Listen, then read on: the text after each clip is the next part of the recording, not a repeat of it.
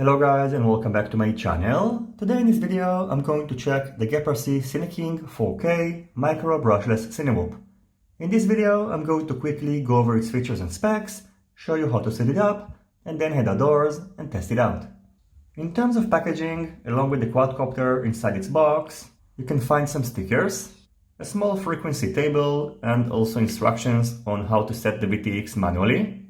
2 pieces of foam bumper stickers for protecting the propeller guards, 1 set of spare IMAX Avant 2-inch propellers, which comes in addition to the one which is already assembled on the quadcopter, antenna tubes for protecting the radio receiver antennas, which I've already assembled on the quadcopter since I got the plug-and-play version, a hex key driver, and finally 2 battery magic straps, which I don't recommend using, and I highly recommend to use this one by RGX Hobby. The GEPRC CineKing is available both in bind and fly and plug and play versions. The bind and fly version offers plenty of receiver options, and I've got the plug and play version which doesn't come with a receiver, and I've already added an R-XSR receiver on the back, as you can see over here. The plug and play version comes with a pre-soldered connector and is pre-configured to work with an S-Bus receiver. In terms of specs, on the front of the CineKing, you can find the second version of the excellent Caddx Tarsier FPV/HD recording camera. You can adjust its angle by loosening the hex screws on its sides, and the frame provides a partial protection for the camera lenses. The CineKing is available in 2S and 4S versions. The only difference between the versions is the motors. I've got the 4S version, which is bundled with 1105 5000 kV motors, which can handle up to 4S LiPo batteries, and the 2S version is bundled with 1103 8000 kV motors, which can handle only 2S LiPo batteries. The motors are pushing the IMAX Avant 2-inch propellers, which are safely protected inside these very flexible and durable propeller guards. By default, the motor layout is reversed, and as expected from a CineWhoop, you're not going to see the propeller guards or the propellers in your FPV feed or the HD recording. On the center of the CineKing, you can find a 16x16 stack. The bottom board is a 12A 4-in-1 BLLAS ESC. The center board is an F4 flight controller, which comes pre-flashed to Betaflight 4.05, and on the top of the stack, you can find a 48 channels VTX that supports IRC trunk protocol and has a selectable output strength of 25, 100, and 200 mV. The VTX is using a UFL connector, which is connected to a linear antenna on the back of the quadcopter. On top of the stack, mounted to the top plate, you can find the boards of the Caddx Tarsier V2 HD/FPV camera. The micro SD card slot is accessible over here, and you can access the start and stop buttons on the other side.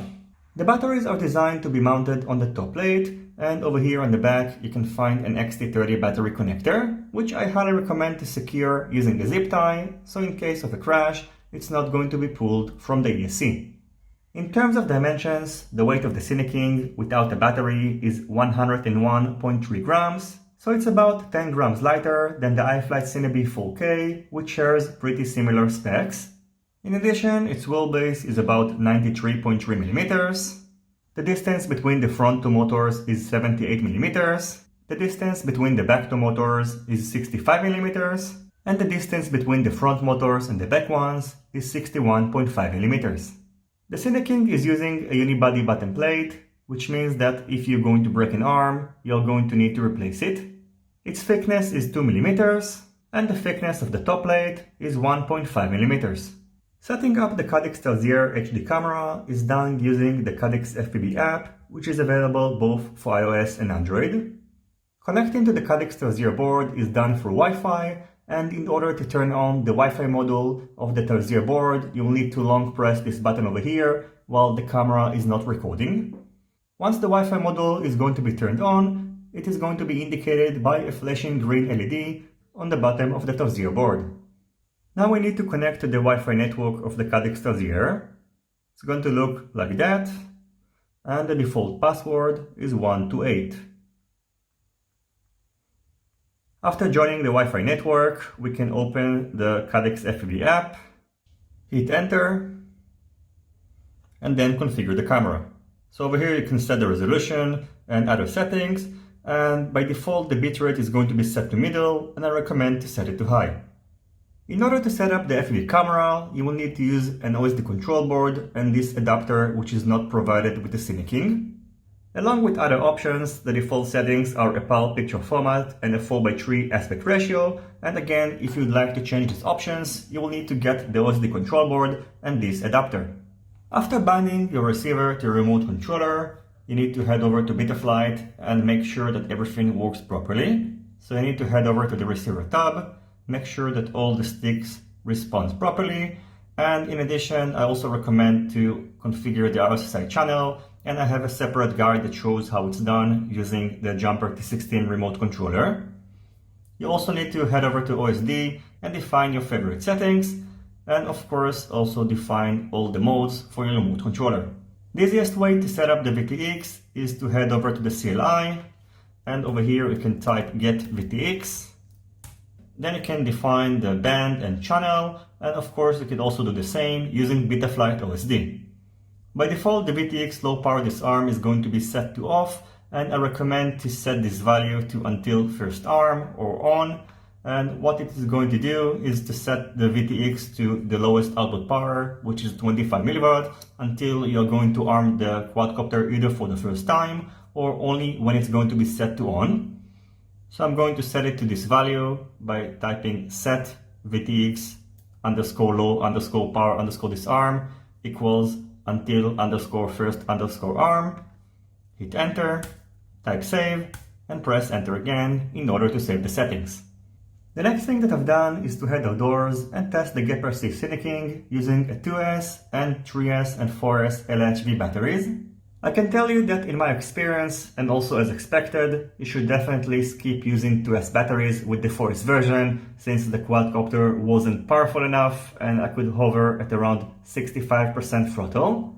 In addition, if you'd like to get the most out of the CineKing in terms of performance and also flight time, I recommend to go with this 520 mAh 4S LHV battery by G&B, which should give you about 4 minutes of flight time. And just for cruising around, you can also go with the 3S version, which should give you about 3 minutes of flight time. In case you are debating whether to get the iFlight Cinebee 4K or the GEPRC CineKing 4K, I can tell you that these quadcopters are very similar, and in my opinion, there are no obvious winner. The advantages of the Cinebee over the CineKing are that the lens of the Caddx Tarsier camera are better protected.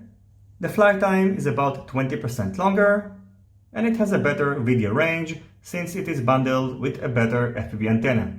On the other hand, the CineKing feels more powerful than the Cinebee since it is using bigger 1105 motors, and except the issue with the Caddx Tarsier lens being exposed, it also feels more durable, and I think that these propeller guards can withstand some major hits. So overall, in my opinion, if you're looking for your next CineWhoop, which is capable of recording 4K video and also doing some acrobatic maneuvers, I think that the CineKing will be a pretty good choice.